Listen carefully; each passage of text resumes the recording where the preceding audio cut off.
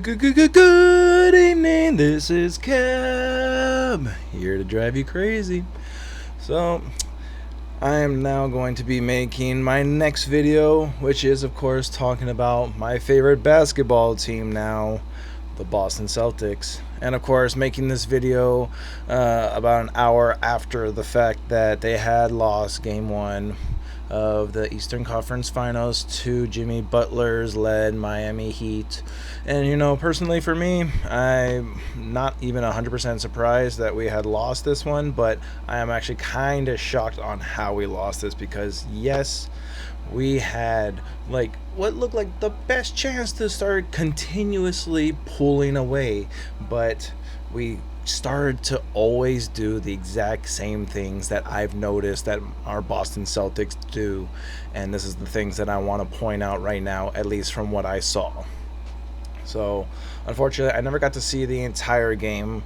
Most of the time I was actually out on the road, so I did get to at least hear a little bit from the radio. But majority of everything that I was able to see and watch was always the same kind of thing, where the Celtics were able to get up, get a good run, start putting up some points. Then as soon as they start getting on a slowdown, they start trying to act more about a defensive approach. And I don't seem to understand it, because when I say the defensive approach, the first thing that always comes into the aspect is try to be more on the rebounding, but then all of a sudden you got people that are just rushing down to the other side and then just starting to throw up shots without trying to wait any kind of clock out. They would have 8 seconds off the clock, try to just throw up a shot and then see if they make it, and if they miss it, then the other team is just grabbing the ball, going back down, and then putting up another point. So all of a sudden it's like you're going up so much on your runs, and then all of a sudden you just try to rush everything and try to act more defensive heavy, but then all of a sudden you're more defensive heavy, so you don't have much of your people who are the bigger rebounders inside to actually go for the rebounds. So you just start putting up people who want to just take the big shots, the soon and fast paced shots, and that kind of stuff just does not seem to put any kind of progression into what you have already done in just getting the run in the first place. You tried to wait it out, you allowed the ball to move around, you had obviously your starters who are more comfortable in doing that kind of stuff, but then you can't just change into a different kind of scheme and aspect all of a sudden when it becomes more of a defensive heavy, when you go more for the defensive sides instead of actually putting in more of your bigs, so that way they can actually have more ball spreading, instead of trying to actually just go more for the defense and actually have someone who's tall enough to be able to rebound.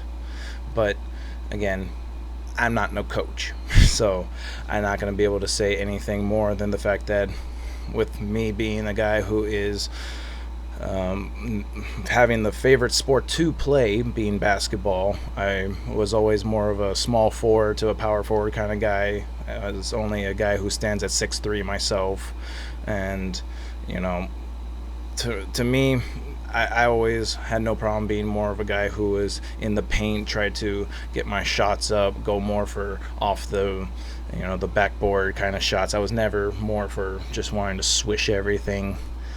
That was not the fundamental way that I was always taught. Again, I don't always try to say I have the best choices, because obviously with the way Brad Stevens has been taking care of this team for the last, how long have we had Brad Stevens actually now? I'm thinking it's been about 6 years or so now, right?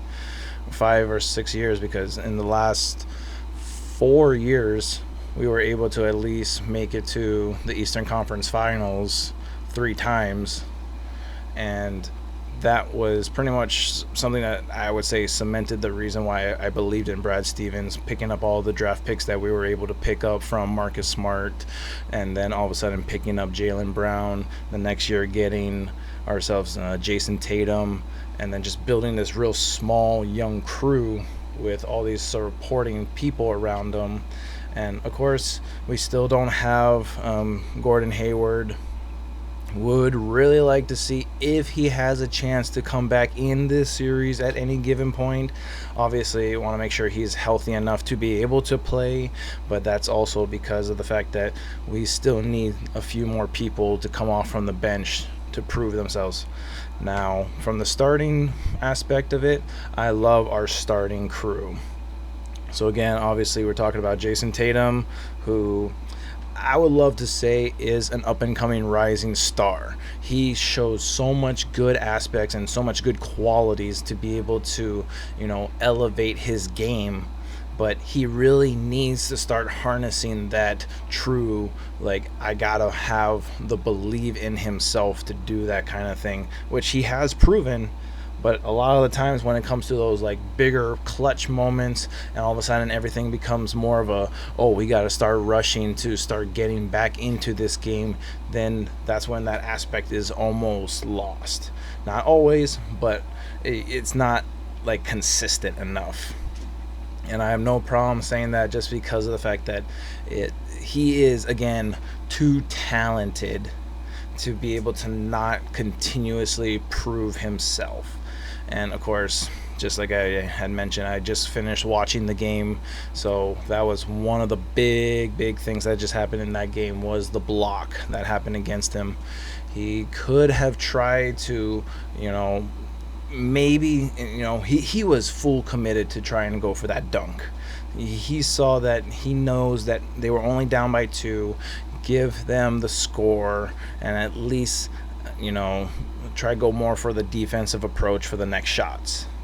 And of course, instead of trying to do the more safer play, which was obviously try to go for a layup, again, the defender was right there. So whether it was he went more for the dunk and could have probably tried to change it up last second to actually make it a layup or whatever, it is what it is, and I'm not going to hold it against it, because that was a great defensive play, and we've seen some great defensive plays.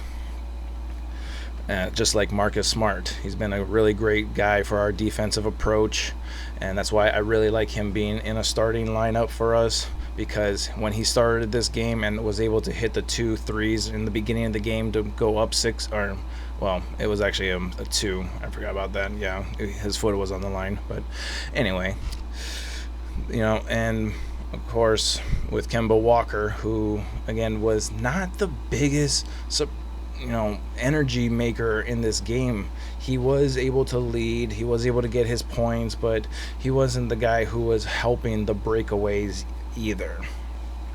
Daniel Tice is a really good center for us right now, very multi-purpose in his blocking abilities, his abilities to go up and down the court with ease and not try to, fall behind. He is really prone to try and be around where the ball needs to be, or be around where he needs to be defending.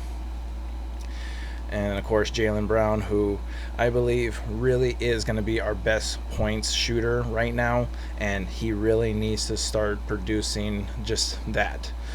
He is a really good defender for us as well. He has a really good jump and can be able to get blocks and tips at times, but I do believe that if he becomes more tuned into becoming more of a clutch shooter, more of a consistent shooter, especially like some of the shots that I saw from the previous games that they had with the Raptors. He made a lot of shots that had no one around him and was wide open misses for threes. So if he could become more of a consistent guy for us and be able to prove to us that he is what we had drafted him to be, hopefully this team can continue on and strive a little bit forward more into this Eastern Conference Finals.